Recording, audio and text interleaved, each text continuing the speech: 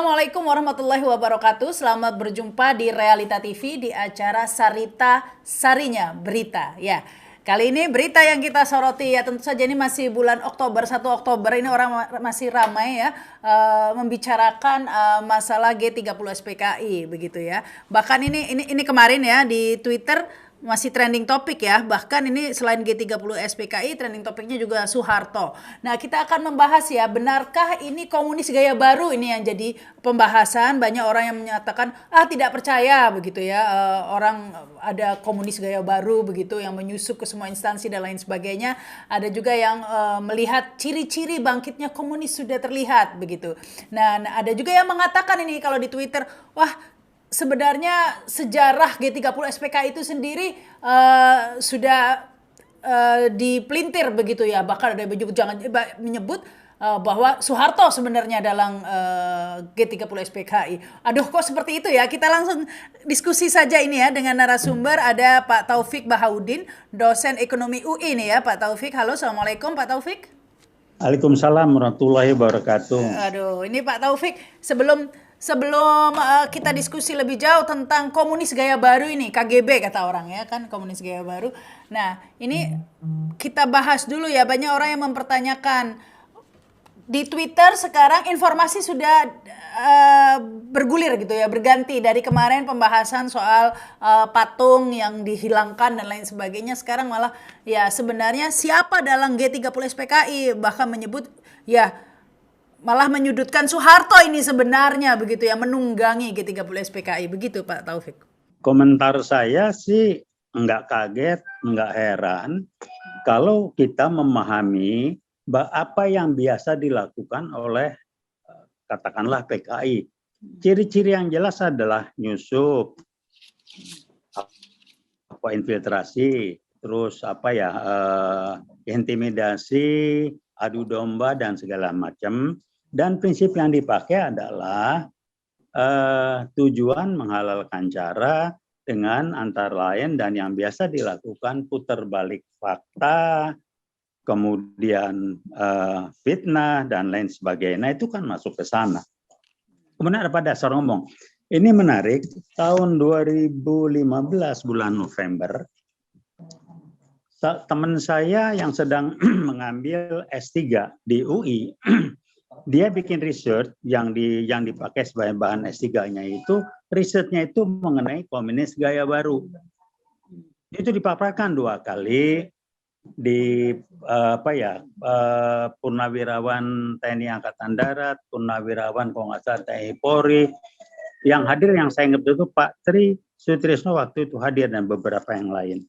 Juga sekali dipaparkan di terbuka ini buat umum di secara terbatas di Kahmi Jaya waktu itu.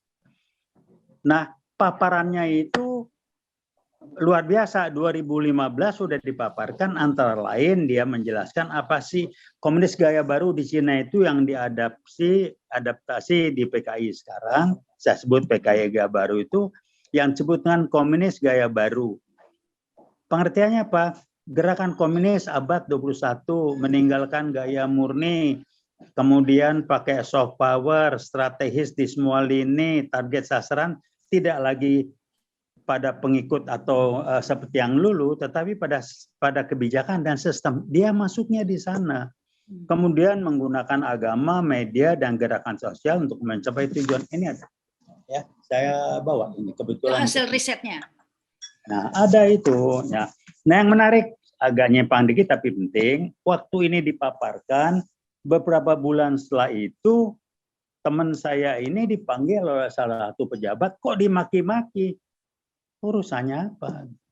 Dimaki-maki, dituduh dia pengikutnya Prabowo, padahal dia kenal pun enggak. Orang ini riset ilmiah. Ini aneh bin ajaib, kenapa gitu? Pejabat yang saat ini masih berkuasa ya? Ya, kira-kira. Udahlah, saya udah ngomong berkali-kali. Kembali ke PKI. Ben Anderson, orang luar nggak pernah riset, cuma pakai logika, cari sini, cari sana, sampai pada kesimpulan. Itu yang mau dipercaya. Hermawan Sulistyo itu yang riset betul, dan dia siap berdebat. Itu dia jelas betul memberikan gambaran. Kemudian pengalaman pribadi saya, waktu saya diundang apa sih namanya rekonsiliasi seminar apalah oleh Pak Agus Sujoyo di hotel di apa namanya di Menteng Perapatan itu Arya Duta. Di sesi siang ketika saya mulai bicara dan saya bilang kalau bicara PKI gaya baru G30S, mari kita kaitkan ke pemberontakan pengkhianatan PKI tahun 1948. Apa yang terjadi? Itu Bejo Untung yang duduknya jauh di seberang saya tiba-tiba berteriak, bikin ribut, diikuti oleh kelompok-kelompok yang lain yang pakai nama macam-macam, tapi PKI juga teriak-teriak, sehingga akhirnya sesi itu dibubarkan. Kenapa? Karena kalau bisa orang diberikan informasi mengenai keterkaitan PKI tahun 48 dengan yang 65, orang akan lihat ada sangat jelas benang merahnya. Ciri-cirinya sama segala macam. Kalau yang 48 itu kiblatnya ke komunis di Rusia, kalau yang sekarang yang 65 dan yang sekarang kan ke Cina kiblatnya. Jadi kalau orang mau ngeribut lagi, fakta itu banyak lah. Datanglah ke daerah, tanya NU berapa banyak korban dibantai sebelum tanggal 30 menjelang. Kemudian bagaimana imbas dari mereka itu banyak lah. Kalau datang ke itu melihat di Monumen Lubang Buaya, dioramanya itu segala macam tuh jelas banget. Tapi yang namanya PKI ya kalau mau putar balik ya mau diapain gitu. Kalau buat saya sih, ya bukannya wajar-wajar dan amat sangat dipahamin. Kenapa? Kenapa masalah G30S kok susah betul, dilarang, di ini segala macam. Karena mereka ingin bangkit lagi. Kenapa? Udah dipesan jangan bahaya laten PKI itu bla bla bla. Dianggap aman dengan TAP MPRS, dianggap aman dengan undang-undang segala macam. Dia ganti baju, nggak pakai ini, muncul partai yang nggak jelas segala macam. Untuk memutarbalikkan fakta. Jadi kita mau terbawa logika mereka atau kita mau berdasarkan fakta dan data yang ada gitu. Kalau data fakta yang ada kan pasti punya logika. Yang benar itu mesti ada logikanya. Tapi yang logis itu belum tentu benar. Nah, mereka pakai yang kedua. Pokoknya asal logis benar. Jadi buat saya sih ya nggak aneh. Kemudian kenapa mereka berani sekarang muncul? Hukum tanda petik dari komunis di Indonesia, mereka akan muncul kalau sudah merasa kuat. Mereka merasa kuat kalau mendapat dukungan langsung, tidak langsung tuh berapa fasilitas didiamkan, didiemin. Kalau langsung terus di zaman Orde Lama dulu, Bung Karno dukung langsung terbuka, mereka akan muncul. Nah sekarang kan udah yang muncul, aku anak PKI berani ngomong, pejabat seorang menteri negur, ada orang yang pakai kaos palu arit, ditangkepin, ditegur, itu kan cuman mode. Jadi gampang. Mereka nyusup, mereka memapari orang-orang dan atau menyusupi orang untuk menjadi kepanjangan tangan mereka. Nah, ciri-cirinya apa? Gampang banget. Lihat pejabat yang seperti itu. Pernah nggak maki dalam tanda petik menghantam komunis? Nggak pernah. Saya mencong lagi, lihat soal Kostrad, udahlah kalau saya nggak usah pakai argumentasi macam-macam lah. Pejabat tersebut yang sekarang di Kostrad pernah nggak bilang PKI itu brengsek? Nggak pernah. Tidak pernah menghujat PKI. Ya, udah ciri-cirinya gampang, nggak usah berdebat macam-macam. Ikut aja ciri-cirinya. Musuh Islam, pecah belah Islam, apakah dia segala macam, terserah. Pokoknya dia kalau bisa pakai yang judulnya kiai atau ustadz atau ulama, dia bikin ngerusak. Ustadz atau ulamanya nggak jelas. Dan yang disusupi saya nggak tahu ya, tapi waktu paparan itu sangat jelas. Dia akan nyusup ke ormas yang ini, saya nggak sebut namanya. Itu kejadian sekarang. Kemudian dia akan berusaha menyusup ke TNI. Musuh yang paling mereka sangat nggak suka dan benci adalah umat Islam dan TNI Angkatan Darat. Itu semua dicoba disusupi. Anda lihat aja kelakuan. Masa ada petinggi TNI Angkatan Darat yang ngurusin baliho, ngurusin itu bukan, nggak tahu lagi saya bingung, saya sipil. Jadi kalau disup nggak, lihat aja ciri-cirinya. Dia pernah maki PKI nggak, pernah ini nggak, kalau nggak ya udah, nggak usah ngeles, nggak usah pakai logik macam-macam lah. Saya berangkat dari pemikiran yang logis itu belum tentu betul, tapi fakta itu mesti ada logikanya, yang benar itu mesti logis. Tapi bisa saja berdua ngalamin nggak ente gitu aja, saya emang ngalamin. Oh, Pak Taufik mengalami seperti apa itu Pak Taufik? Mungkin bisa cerita. Waduh, itu yang saya bilang, itu saya baru tahun kedua di Fakultas Ekonomi UI. Tanggal 1, saya masuk fakultas, saya di Majaya, saya Komandan Pluton. Apa yang saya lihat? Tokoh CGMI di UI, kalau nggak salah namanya Mustari Nasution, dan salah satu tokoh CGMI di fakultas saya perempuan namanya Sudarina. Sudarina kecil, pendek, kontet. Setelah dibubarin Islamnya, dia nyelusup bisa kerja di PU, nggak tahu masih hidup atau enggak. Terus kumpul dengan beberapa teman-teman di ruang 8 dulu di Fakultas Ekonomi di Salemba. Wah, mereka pada senang, sorak-sorak segala macam. Karena CGMI jadinya nggak banyak. Tetapi mereka sangat militan. Yang bisa ngimbangin cuma satu, AMI. Mereka kenapa kumpul? Wah, saling salaman, saling peluk. Ada apa waktu tanggal 1 itu? Nah, Fadli John saya lihat di itu rekamannya, itu di Harian Rakyat segala itu jelas mau ngeles dari mana lagi, dan bukan cuma di Jakarta, ngelesnya gampang. Yang ini kejadian itu kan internal angkatan darat. Terus yang bunuh-bunuhan ngebunuhin itu kiai ustadz di Jawa Timur, Jawa Tengah, NU itu bagaimana itu? Teror-teror itu gimana itu? Terus yang sampai kabur diburu sama TNI, dikejar, mereka ngelawan lewat apa ya, terowongan-terowongan di bawah tanah sampai mereka kedesak terus bikin Merapi Merbabu komplek, itu kan senjatanya jelas, senjata cong dimasukkan. Apa sekarang nggak masukin lagi? Lewat TKA, nggak tahu saya. Tapi saya ketemu satu jenderal tempur, saya nggak sebut namanya, awal 2017. Apa dia bilang? Pak, dari mata tentara saya, TKA yang masuk itu 60% itu tentara Cina. Itu komentar dia. Saya nggak sebut namanya siapa ya. Tapi ya dia jenderal perang, dia sempat jadi komandan Pak SBY, Pak Prabowo, dia diaku jenderal perang. Itu yang ngomong mereka dia loh, 2017, apalagi sekarang. Nah lihat siapa menteri yang memfasilitasi, siapa pejabat tinggi yang ya mereka juga. Terus sejalan apa yang terjadi? Pancasila mau dirubah kan? BPIP itu apa? Saya udah ngomong resmi, saya bikin surat resmi dari UI. Pimpinan ke pimpinan BPIP, Profesor Yudian, tolong dibenahin. Ini cuek bebek aja. Saya bikin surat resmi dari unit UI 2 kali. Juni 2020 dan Agustus 2020.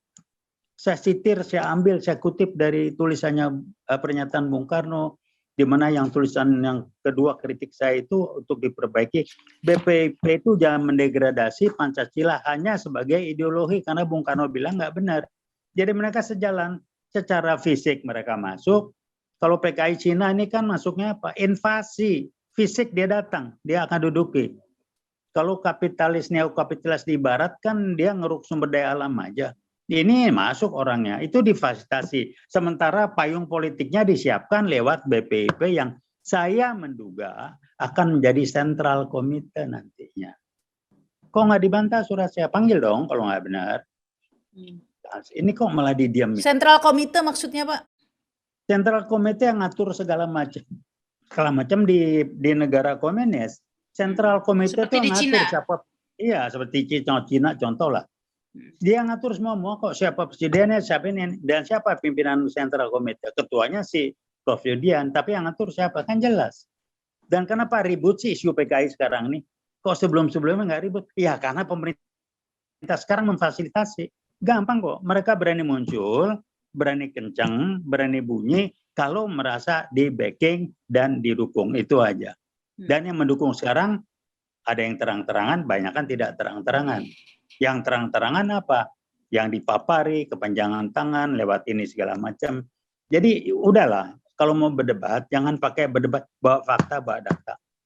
Jangan berdebat adu logika. Logika itu bisa benar, bisa enggak, dengan kenyataan yang ada. Jadi kalau ada yang bilang, tanya pertama kali, Anda lahir tahun berapa? Waktu kejadian Anda di mana? Referensinya apa? Itu ngomong, jangan pakai logika, Pak Arto terlibat lah, inilah, ini internal angkatan darat lah, inilah. Terus mencari justifikasi dengan fakta-fakta yang dipaksa-paksain, ya nggak benar lah. Ya kalau mencari, ya kalau ngeles untuk... kan kenapa sih film gitu dilarang? Itu aja takut dong mereka. Ya kan? Ya, kalau secara logika juga misalnya ngeles di G30 SPKI, bagaimana dengan pembantaian yang dilakukan PKI sebelum-sebelumnya begitu kan? Apakah Soeharto juga begitu kan? Nah, Masa terlibat terus semua Soehartonya? nanti yang disalin TNI Angkatan Darat, yang disalin NU, semua yang disalin yang paling benar ya dia, gampang aja. Kok Iya. 48 nggak diungkap. 26 juga. Ya, Jadi mereka mulai mengganti sejarah. Menteri Dikbudnya, saya bilang tuh menteri kalau dibilang tolol salah. Sekolahnya tinggi. Bisa ngomong pernyataan awal yang bikin saya geleng-geleng, kita tidak perlu sejarah dari mana sih? Saya bilang ini orang begitu. Apa yang dilakukan? Bikin agama dihilangin, sejarah dirubah, di ini. Itu kan ciri-ciri PKI. Apakah dia kepanjangan tangan, apakah dia terpapar, silakan lihat sendiri. Saya ngomong belak-belakan. Dia nggak sepakat, mari kita bicarakan terbuka di publik. Saya tantang. ya Saya ini tantang. Saya bukan politisi, saya praktisi. Kalau Pak Taufik mengalami begitu ya. Tetapi kalau sejarah kemudian bisa dipelintir begitu ya, otomatis orang yang sudah mengalami dalam beberapa tahun ke depan sudah tidak ada kan ya Pak ya. Nah, Iya, ini- kan betul. Nah, Kan ini itu yang bagaimana? dilakukan.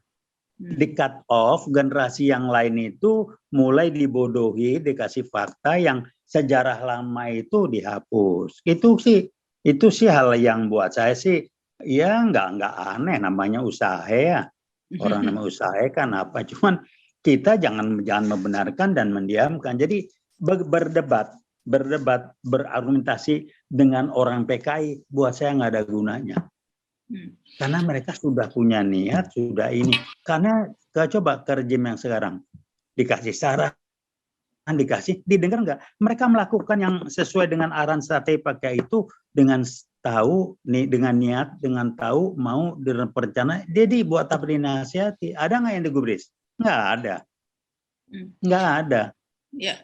Karena PKI bermain semuanya ini.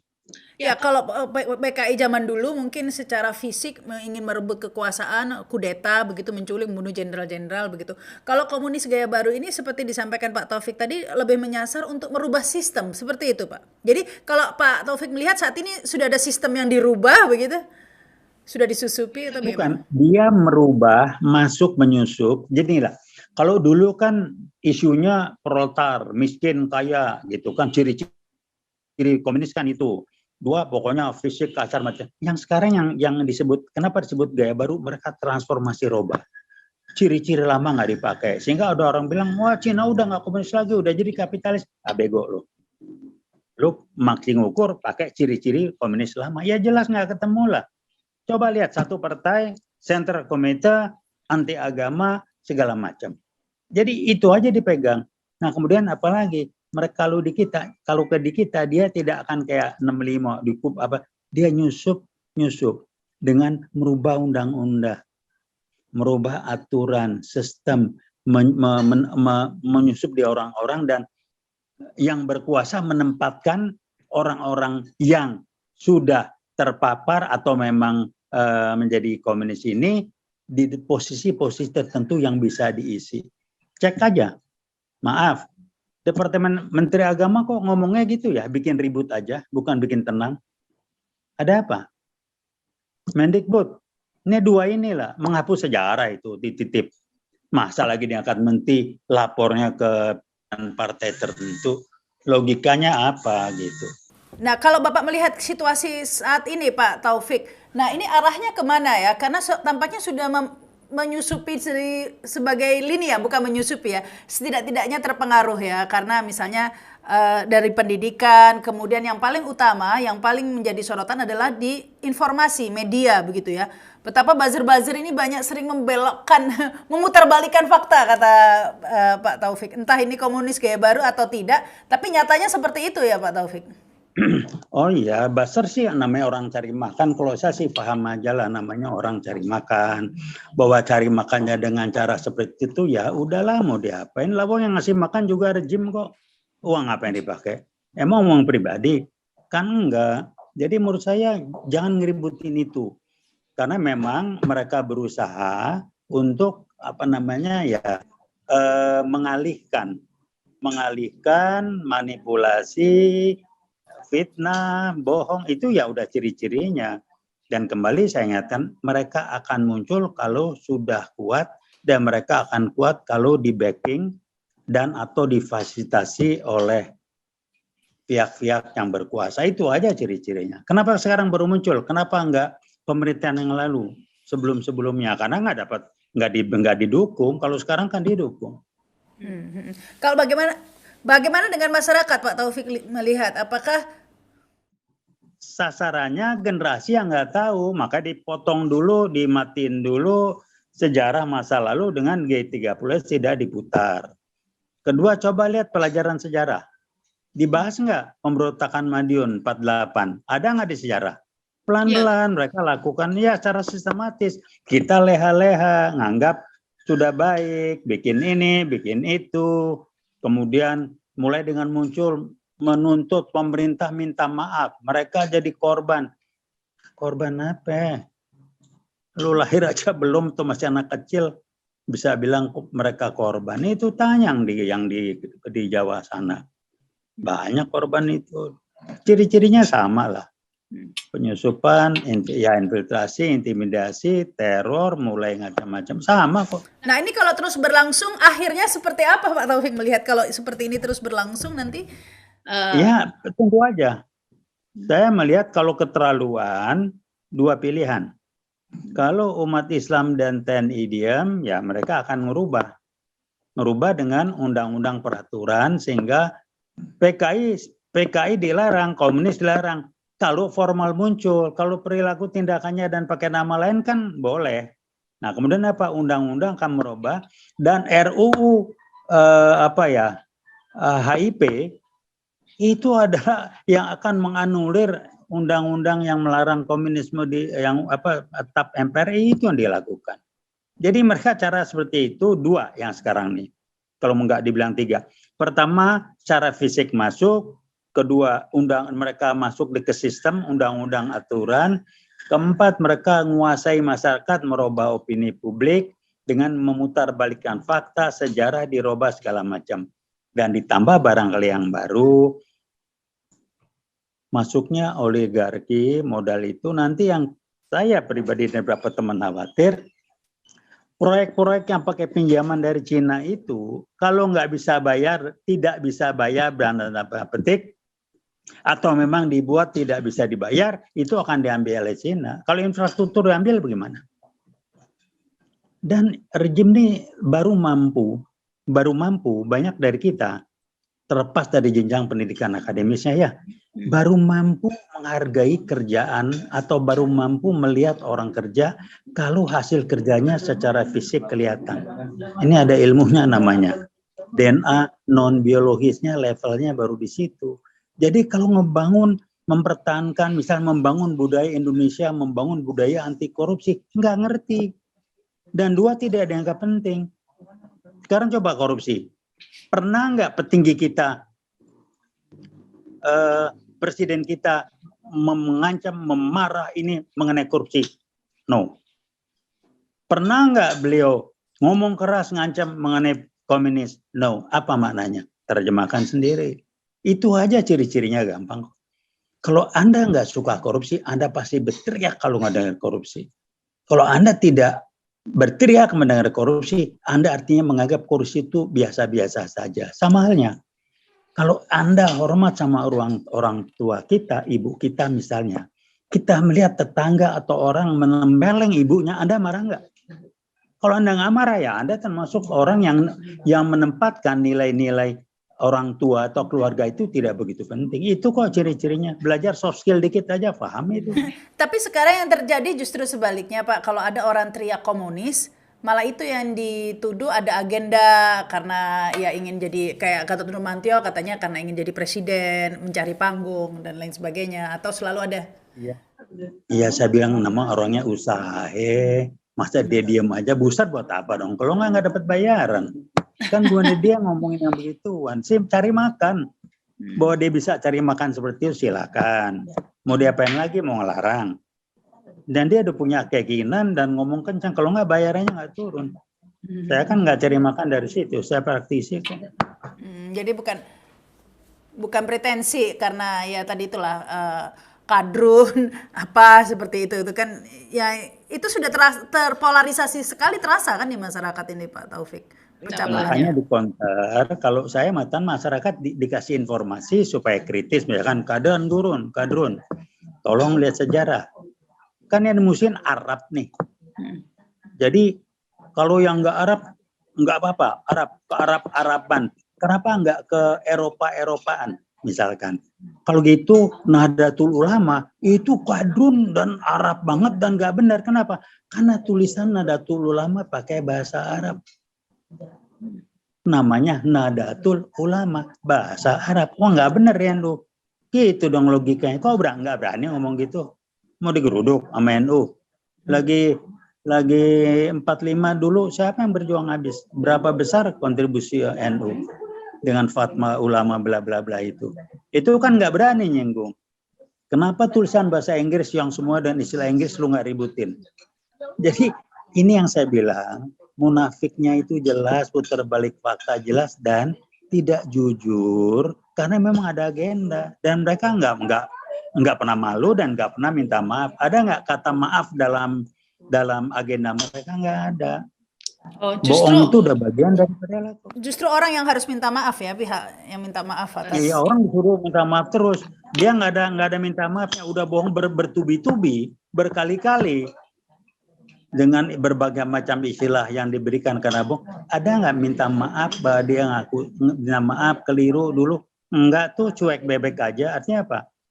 Berbohong sudah menjadi karakter atau sudah jadi mindset dia. Sehingga dia udah nggak sadar lagi kalau dia berbohong. Atau udah jadi keyakinan bohong itu nggak apa-apa. Kalau gue yang bohong. Kan gitu. Kalau orang lain di penjara nanti. Orang lain nggak boleh bohong, kalau dia nggak apa-apa. Ya, Atau orang lain boleh bohong kalau sesuai dengan kepentingan dia. Ya, tapi begini Pak Taufik, kalau seperti ini bagaimana ini masa depan prospek nasib bangsa ini begitu ya Pak ya. Mengingat tadi katanya yang dilakukan di Komunis Gaya Baru ini adalah sistem ya, masuk ke dalam sistem. Otomatis jika sistem sudah terbentuk, misalnya seandainya rezim ini berakhir pun ya, tetapi sistem presidensial threshold dan lain sebagainya, sehingga nanti yang lahir juga tampaknya dengan cara yang sama begitu. Nah ini nasib kita ke depannya ini seperti apa ini Pak Taufik? Iya, sistemnya yang mesti dibongkar habis gitu, karena mereka mulai dengan merubah yang nggak kelihatan. Sistem nggak kelihatan kan, banyak orang nggak menyadari. BPIP, Bung Karno bilang Pancasila itu bukan cuman ideologi, dia dasar negara, dia ini kok didegradasi cuman menjadi ideologi, itu kan udah nggak benar. Orang banyak nggak sadar. Kedua, aku Pancasila. Lihat pilpres yang langsung itu bertentangan dengan salah satu sila dari Pancasila. Tapi ngomong aku Pancasila, yang benar aku Pancasilais, bukan aku Pancasila. Ini ngomong aja udah ngaco. Jadi kalau presiden juga ikut ngomong aku Pancasila kan, ya bagaimana ya? Saya sih terus terang aja, memang ya kesian aja lah. Presiden kalau dilingkungi orang-orang atau pimpinan yang oligarki yang nggak benar, ya mau jadi apa? Tapi dalam jadi terserah kita. Tapi kan sebenarnya ya semua itu tergantung di kekuatan ini sebenarnya tergantung di TNI begitu kan Pak ya, TNI. Nah jika benar seperti yang dikhawatirkan TNI disusupi begitu, nah ini kalaupun rakyat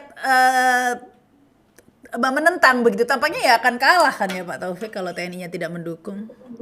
Dulu juga mereka nyusup kok di TNI. Mestinya TNI itu beda lah ya. TNI itu doktrin itu tentara rakyat. Mungkin di pasukan komandannya disusupi begini bisa. Tapi kalau udah rakyat bergerak, mereka tentara rakyat, hati nurani mereka berbeda. Jadi yang saya khawatirkan kalau ini dibiarkan berlarut, tunggu aja meledak, nunggu pemicu ini. Tunggu pemicu. Kenapa kampus dibungkem? Saya tahu betul. Siapa yang menggerakkan saya? Saya waktu mimpin alumni UI, kita baru bikin namanya alumni UI Bangkit, zaman Ahok ngaco, kita demo segala macam. Kemudian ini cerita biar publik tahu lah ya. Kemudian saya dengan teman-teman ketemu pimpinan MUI pada waktu itu memberikan dukungan bla bla bla bla. Ketua MUI-nya yang jadi wapres sekarang sedang keluar kota ke Kalimantan Selatan. Udah kita berikan semangat, kita dukung dari UI bla bla. Apa yang terjadi? 2-3 hari salah seorang yang nyusup ikut di rombongan saya dari kami HMI juga, mahasiswa alumni UI, saya baru kenal di situ, bilang ke saya, "Bang, abang ditunggu oleh menteri yang segala macam itu. Dia mau ngomong sama abang." Gila, urusan apa sih Taufik Baudin? Siapa saya? Karena dia mulai takut. Oh, ini yang ngatur kampus ini. Jadi waktu kita diskusi entaran, oke, kita mau ketemu, tapi begini, saya dapat telepon dari mantan tentara yang tinggi bilang, jangan ikuti Pak Taufik, jangan datang. Nunggu kasus Ahok selesai baru Anda datang. Beritahu dia. Saya ngikutin sarannya. Saya berkata, oke, saya akan ketemu saat kasus Ahok beres. Hubungin saya. Sampai sekarang nggak dihubungin lagi tuh. Jadi memang, nah lihatlah yang berkepentingan, ya lihat aja bisnis di mana-mana. Ini kan punya kepentingan. Kasus Malaysia, Perdana Menterinya dapat duit berapa dari Cina? Hitung aja. Nggak ada yang gratis. Nggak ada yang gratis.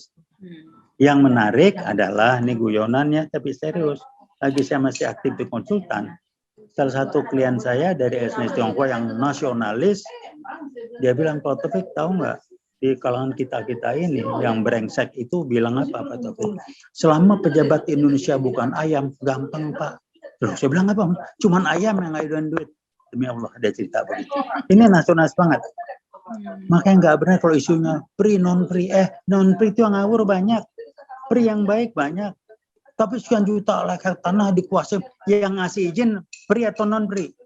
Pejabatnya ngawur, jangan nyalain yang nyusup kiri nyusup karena orang dagangnya itu. Dia nyogok, orang dagang kok nggak nyogok ya bukan orang dagang kali. Barangkali ini ya. Yang disalahin pejabat kita yang pri itu yang ngawur. Itu yang mesti dibenahin, berpikirnya dirubah dikit lah ya. Jangan nyalain dulu kita. Nah PKI kan sama itu. Jadi udahlah.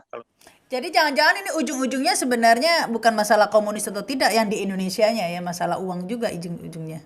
Tujuannya bukan. Sebabnya itu. Nanti faktor, jadi gini lah. Mereka nyusup, mereka mengalihkan ke berbagai isu segala macam yang memang di bagian dari strategi mereka agar orang tidak mengungkit bahwa sumbernya adalah komunis gaya baru. Saya dan teman-teman nggak mau kita gali terus di sini. Mereka bikin, sekarang coba lihat KPK yang nggak lulus itu kan yang TWK-nya udah TWK ngaco ya sudah ngasih komentar itu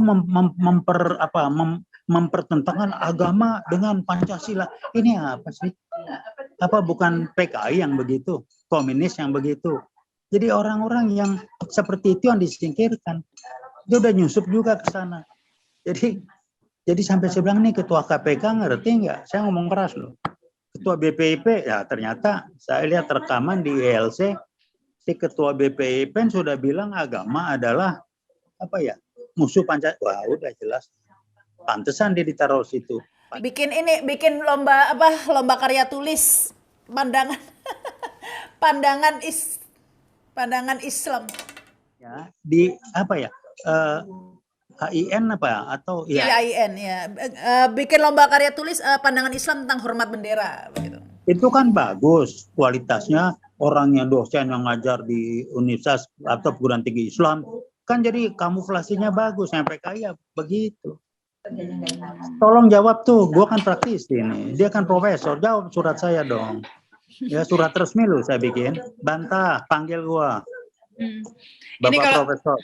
Kalau lihat di Twitter memang ya seperti kata ciri-ciri kata yang dijelaskan Pak Taufik ya, ini malah diperlebar begitu ya masalahnya. Malah sekarang kenapa kok film G30 SPKI, kenapa nggak dibikin film kejahatan Pak Harto? Peristiwa Tanjung Priok, peristiwa Dong Aceh, pembunuhan Petrus begitu. Jadi kayak ya kita tidak mendinai fakta-fakta itu, tapi kan jadi pengalihan isu seperti itu ya Pak Taufik ya. Lah kalau film yang lain oke lah, itu bisa ditunggu. Itu kan lokal. Ini kan mau rubah negara. Pak Harto kan ada berubah kasus. Tapi tolong tanya siapa pelaku-pelakunya? kasus Priok, kasus siapa pelaku-pelaku Talang lapangan Sari. ini segala macam. Saya tuh pernah ngobrol, ya, kebetulan dulu sempat ngobrol sama almarhum Pak Dipo Dwi Payana, Mm-mm. ya, yang saya ingat beliau, Pak Harto terakhir, Pak Harto marah betul karena dia nyuruhnya segini ke pejabat tertentu, dikerjainya segini. Dia suruh lagi begini, dikerjain begini. Akhirnya dicopot orang itu. Saya sebut namanya lah. Dia memang, dia bukan PKI, tapi dia anti-Islam. Jadi ngadu Pak Harto dengan umat Islam ini. Tapi kan jelas, Pak Harto kan waktu itu, saya bukan ngebela, dia pun kekurangannya banyak. Tapi mari kita bandingkan. Kalau kita ngomong PKI, kenapa yang sekarang nih kalau udah PKI ngomongnya orde baru, mereka tidak pernah ngomong orde lama. Karena orde lama dukung PKI. Coba berhenti sampai orde baru. Contoh soal jelek tuh orde baru. Saya tidak bilang orde baru itu bagus semua. Tapi orde lama yang brengsek banget jelas dukung PKI, jejak digitalnya ada, kok nggak diangkat? Yang ngomong siapa? Kan sama. Ini kan pengalihan. Jadi ya akal-akal. Nah, tolong kita biasakan cerdas dan kritis. Tolong tanya kenapa. Kenapa? Ya mereka usaha. Kalau nggak bohong, nggak mutar balikan fakta, nggak munafik, nggak adu domba, ya bukannya komunis lah. Dari zaman dulu ya begitu. Jadi gampang-gampang aja kalau saya sih. Ada yang bisa dilakukan ini Pak untuk menghentikan proses? Amat sangat gampang. Jawabannya, kalau umat Islam ini kompak bersatu, berbagai gerakan masyarakat yang anti komunis tidak jalan sendiri-sendiri seperti sekarang, selesai ini. Nah, jawaban kenapa Habib Rizik diada-adain segala macam di tanpa tahun? Karena mereka takut. Habib bisa gerakin massa, 2-3 juta digerakin selesai itu. Kalau digeruduk, ntar lihat ternakan bebek lagi, kan susah.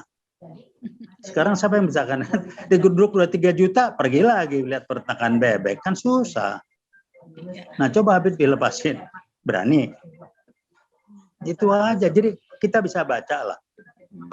Amat sangat. Jadi kita lihat ya nanti. Jadi saya bilang dikit lagi ya.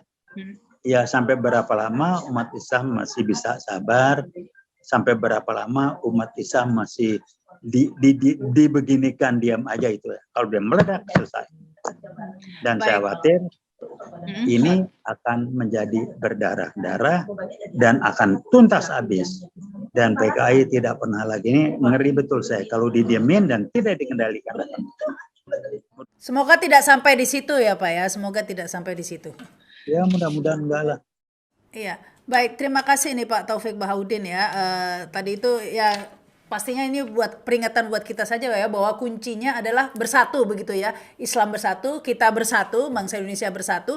Karena kalau bersatu, komunis gaya baru atau komunis gaya apa saja tidak akan bisa menembus begitu ya. Bukan hanya komunis semuanya, semua yang ingin menghancurkan, yang ingin memecah belah tidak bisa ya kalau kita tetap bersatu ya. Tidak bisa, agenda apapun tidak bisa dimasukkan kalau kita bersatu begitu ya. Pancasila lah dipegang dua itu, jadi dipegang, difahami, dilaksanakan, selesai itu.